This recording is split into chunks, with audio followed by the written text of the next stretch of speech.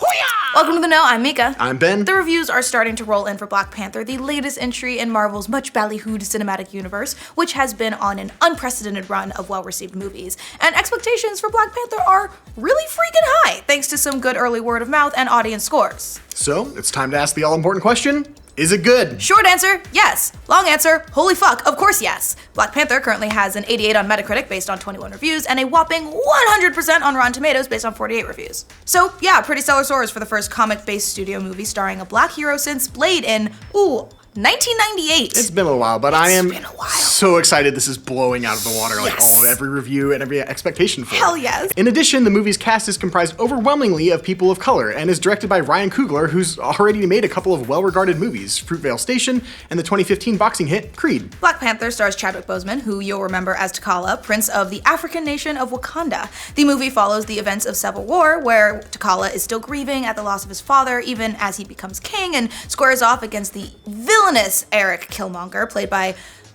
the very attractive Michael B. Jordan. I'm already realizing I really need to start watching through every Marvel movie before this comes out. Shit, there's not enough time! Movie party, let's do it. The movie has a deep and star-studded cast featuring Angela Bassett as Ramonda, T'Challa's widowed mother, as well as Forrest Whitaker, who plays the king's mentor. Oh, and there's also Lupita Nyong'o as Nakia, who is T'Challa's former lover and now a spy for Wakanda. Meanwhile, Killmonger is wreaking havoc in Wakanda alongside the arms dealer Claw, played by Andy Serkis, who was back after we first saw him in Avengers Age of Ultron, and he was a bad guy. He was intent on scoring some vibranium, which can only be found in the glorious nation of Wakanda. Super excited to delve into Wakanda. Right? And Wakanda itself is practically its own character in the movie, where a major plot point involves its heavily guarded stores of vibranium, which makes up T'Challa's powerful Panther suit. Yes. And lots of bad people come in searching for the powerful ore, which also is famously used in Captain America's shield. Yes, reviewers praise the rich visuals of the film, which takes place not only in Wakanda, but jumps across the globe from South Korea to Oakland, California, and have you seen those costumes? They're beautiful! The Associated Press called it ravishing, grand-scale filmmaking, and dazzlingly colorful, adding,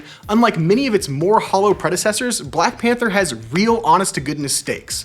As the most earnest and big-budget attempt yet of a black superhero film, Black Panther is assured of being an overdue cinematic landmark. Peter Travers of Rolling Stone liked how much the movie is rooted in the here and now. He wrote, unlike other Marvel superheroes, T'Challa is a king, a real-life royal with a burden of responsibility. Does he keep Wakanda safe by hiding its technological advances, or share them with volatile intruders who are eager to weaponize resources meant to strengthen and heal? The movie also gets unexpectedly deep for a comic book movie, touching on themes of racism and colonialism, not to mention the challenges of ruling a kingdom. The LA Times wrote, with dialogue that deftly explores serious questions, such as how much, if anything, do wealthy countries owe the poor and oppressed of the world, Black Panther draws energy from Coogler's sense of excitement at all he's attempting. The result is a superhero movie that's worth seeing twice. But of course, it is a comic book movie, and that means a lot of action. And you know what? Of course, on that front, Black Panther also delivers. I mean, have you seen those trailers? Oh. Holy shit. The Hollywood Reporter notes that the fighting significantly involves the female warriors, who are very cool indeed. Just as Coogler staged the boxing in Creed with intensity and invention, he handles the more extensive face-off stuff here with freshness and brio, building to a tensely stirring climax. Meanwhile, Jordan won a lot of praise for his role as the villain Killmonger, and Entertainment Weekly wrote that the character is no cat-stroking cartoon villain. He's a genuinely tragic figure, a self-appointed warden of social justice, irreparably warped by the wrongs done to him. And of course, the movie got praise for its diverse cast and crew, which are a first for a big-budget action movie of this scale.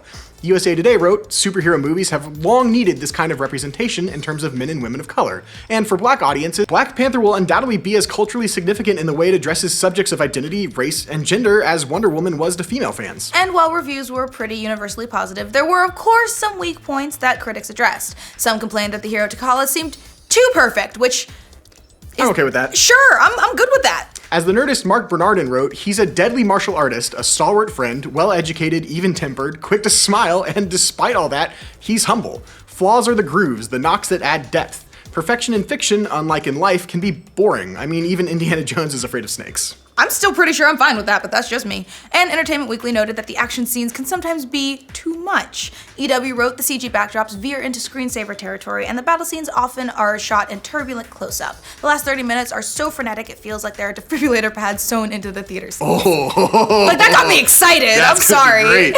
But so far, with these caveats aside, the reviews for Black Panther were overwhelmingly positive. Yeah, Rolling Stone said it's impossible not to cheer Boseman as T'Challa emerges as Marvel's once and future king. Say this about Black Panther, which raises movie escapism very near the level of art. You've never seen anything like it in your life. And the nerdist Bernardin wrote, "As a nerd and as a black man, I've been waiting for this movie for my entire life, whether I knew it or not." So what do you guys think of the reviews for Black Panther? Are you planning to check it out? I have my tickets booked for like 3 different screenings. Let us know in the comments. Same. And for all of your Marvel movie news, be sure to like this video, and if you're new around here, subscribe to the net. Wakanda forever! The Associated Press called it ravishing, grand-scale filmmaking and dazzlingly... that's a made-up word, I did. Dazzling.